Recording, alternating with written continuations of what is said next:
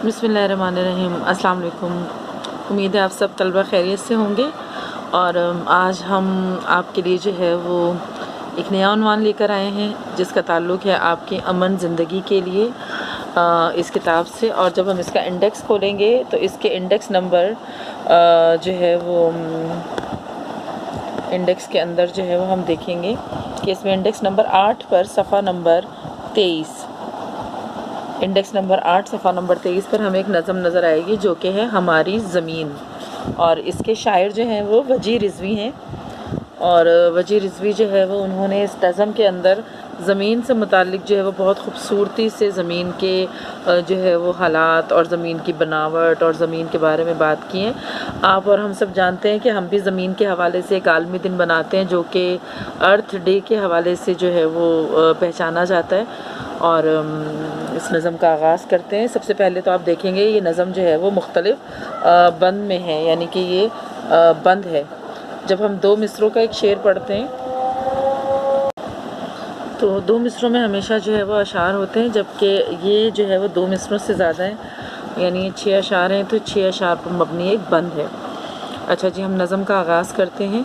जो ढाला है कुदरत ने रंगीनियों से, नवाजा है हम सबको 100 नेमतों से, कि पानी है नेमत, हवा भी है नेमत, न भूलो है कोसारो सहरा भी नेमत। हर नेमत है प्यारी और बेहद हंसी है, मगर सब पे भारी हमारी ज़मीं है।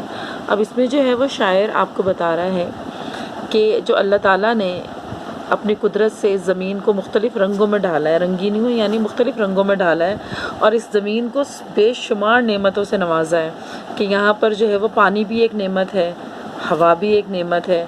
और ये बात भी इंसान को नहीं भूलनी चाहिए कि इस ज़मीन पर जो कोहसार हैं, यानी कि जो पहाड़ हैं वो भी अल्लाह ताला की एक नेमत है, जो सहरा है वो भी अल्लाह की नेमत है, क्योंकि जो पहाड़ होते हैं वो ज़मीन को जो है वो एक बैलेंस करके रखते हैं, ज़मीन को जो है वो ज़मीन की ढाल है वो पहाड़।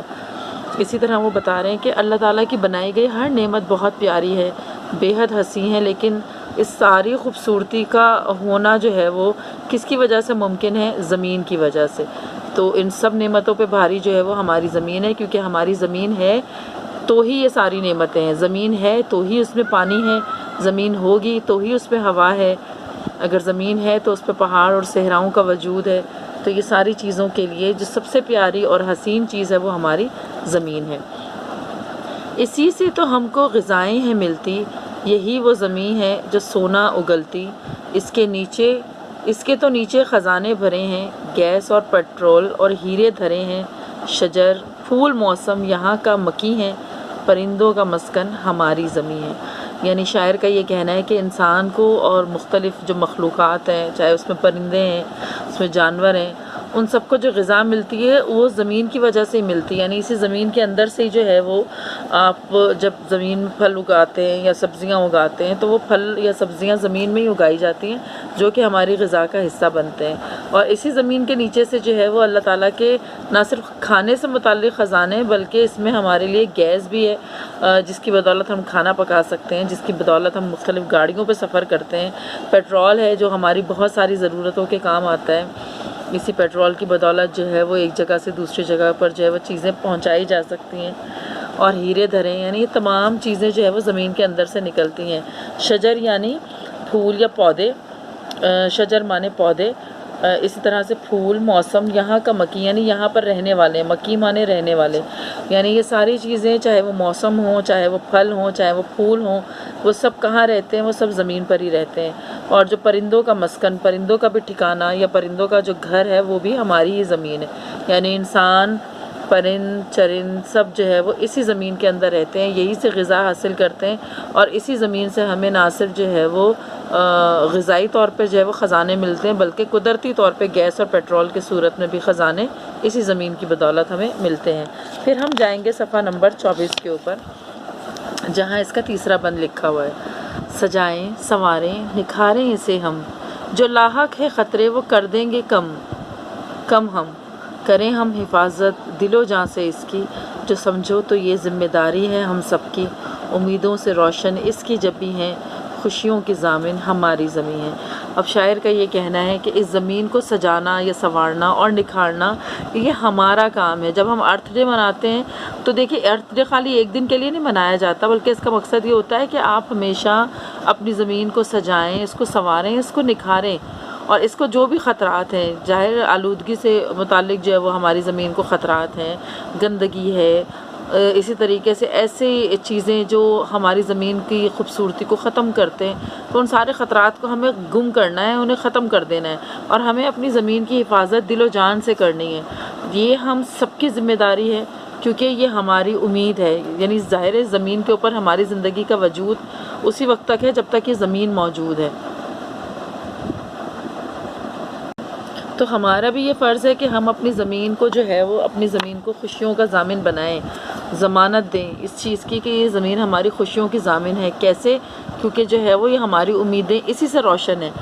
اس کے یعنی زمین کو جب ہم خوبصورت بنائیں گے، اس کو جو ہے وہ اپنی امیدوں کا مسکن بنائیں گے، اس کو جس طرح ہم انسان جو ہے وہ اپنے آپ کو جب سنوارتے ہیں تو ہر ایک طریقے سے جو ہے وہ اپنے آپ کو ایک خوبصورت شکل میں جو ہے وہ لانے کے لیے پوری کوشش کرتے ہیں، تو اسی طرح سے ہمارا فرض ہے کہ اپنی زمین کو بھی خوبصورت بنانے کے لیے ہم ہر ممکن کوشش کریں۔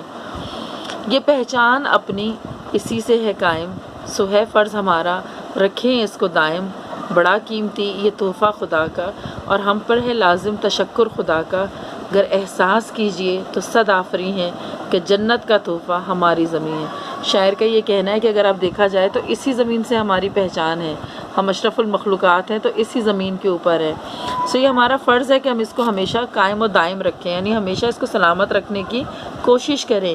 یہ ہماری طرف جو ہے وہ اللہ تعالیٰ کا بہت بڑا قیمتی تحفہ ہے، اور ہم سب پر لازم ہے کہ ہم اللہ تعالیٰ کے اس تحفے کا شکر ادا کریں۔ لازم تشکر یعنی لازمی ہے کہ اس کا شکر ادا کریں۔ اگر احساس کیجئے تو صد آفریں، یعنی اگر آپ اس چیز کا احساس کریں تو آپ سب تعریف کے قابل ہیں، کہ اگر آپ اس چیز کا احساس کرتے ہیں کہ ہماری زمین ہماری جو ہے وہ جنت ہے، اور یہ جنت کا تحفہ ہے اللہ تعالیٰ کی طرف سے، کیونکہ اللہ تعالیٰ نے جو ہے وہ اپنے پیغمبروں کو بھی اسی زمین پہ ہی نازل کیا ہے۔ حضرت آدم علیہ السلام سے نبی کریم تک جتنے بھی پیغمبر آئے وہ اسی زمین پر آئے ہیں، اسی زمین پر گزاری گئی زندگی کا تحفہ ہمیں جنت کی شکل میں ملے گا۔ تو یعنی کہ یہ چیز ہمیں جو ہے وہ یہ ذہن میں رکھنا ہے کہ ہمارا فرض ہے کہ ہم اپنی زمین کی حفاظت کریں، اس زمین کو خوبصورت بنائیں، اس کو آلودگی سے بچائیں، اس کی دل و جان سے حفاظت کریں، کیونکہ یہ صرف ہمارا ہی گھر نہیں ہے، مختلف پرندوں کا بھی گھر ہے، مختلف جانوروں کا بھی گھر ہے، اور یہ ہماری زمین ہے، ہم سب کی زمین ہے۔ تو اس نظم کو پڑھنے کے بعد یہ چیز ہمیں ضرور ذہن میں رکھنی چاہیے کہ خالی ہم نے یہ صرف ایک نظم نہیں پڑھی، کہ ہمیں یہ غور بھی کرنا ہے کہ ہم نے اس سے سیکھا کیا ہے۔ یہ زمین ہمارا مسکن ہے، ہمارے رہنے کی جگہ ہے، نہ صرف ہمارے رہنے کی جگہ ہے بلکہ یہ ہمارے ساتھ ساتھ ہمارے پرندوں کی، ہمارے ساتھ جانوروں کی اور اللہ تعالیٰ کی مخلوقات کی رہنے کی جگہ ہے، اور ہم چونکہ اشرف المخلوقات ہیں اس لیے ہمارا فرض ہے کہ اللہ تعالیٰ کے اس تحفے کا شکر ادا کریں، اس کی حفاظت کریں، اور اس کو سجائیں، اس کو سنواریں، اس کے اوپر جتنے بھی خطرات ہیں، چاہے وہ آلودگی سے متعلق ہیں، چاہے وہ قدرتی جو ہے وہ مخلوقات کے خاتمے کا جو ہے وہ، چاہے گندگی کی وجہ سے بہت ساری مخلوقات بھی جو ہے وہ سمندری طور پہ ختم ہو رہی ہیں، بہت سارے جانور دنیا سے ختم ہوتے جا رہے ہیں۔ کیوں؟ کیونکہ جو ہے وہ زمین کے اوپر ہم اس کی حفاظت نہیں کرتے، گندگی بہت ہے۔